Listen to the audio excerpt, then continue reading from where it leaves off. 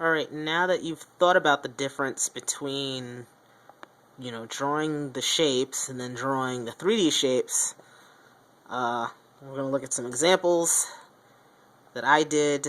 And you can see here why I wanted the columns as opposed the rows as opposed to the columns.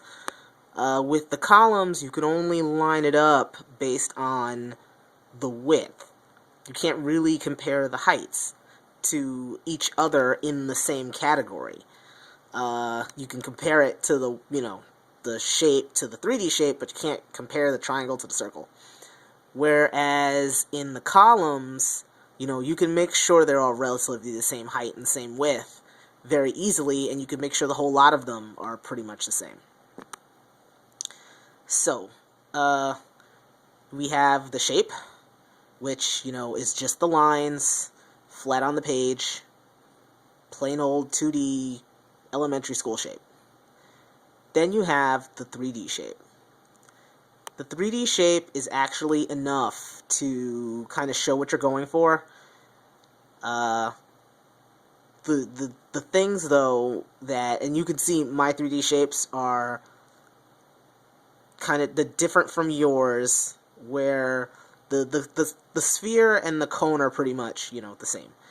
Your cylinder and your cube, even though they got cut off, there's fundamental differences, which not going to get into right now.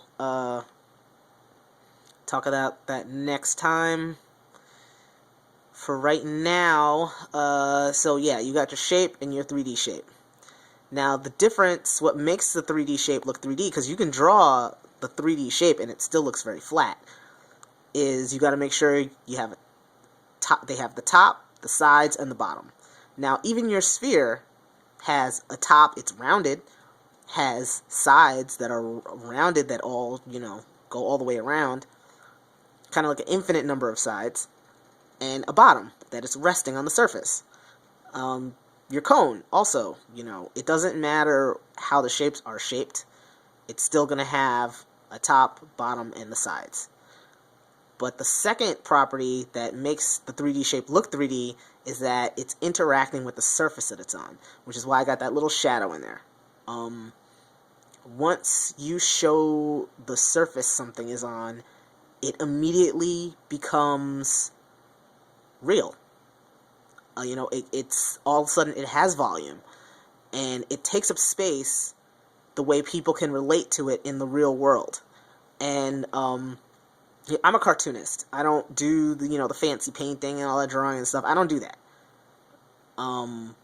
My focus is taking my 2D scribbles and giving them life. So that's one thing. To take your 2D shapes and bring them into 3D is going to breathe life into your drawings. It doesn't matter if you're doing silly cartoons or if you're doing anime, type stuff. If you're doing, big, important kind of paintings or whatever. You want to make it real. And I'll talk about making something real at a later time. So, to compare your shape and your 3D shape and your form. Now, form is a new one. Your 3D shape versus your regular shape is, the 3D rests on the surface and has all the sides. Your 3D shape versus the form. Now, the form is the 3D shape in relation to the environment. Like how now it's got lighting on it. And that's what you tried to do with your sphere. The way you relate to a sphere is, okay, it's got to be lit in order for me to see the form, and then I'll know it's a sphere from a circle. You don't need to do that. All you need to do, put a shadow. Boom, it's now a sphere.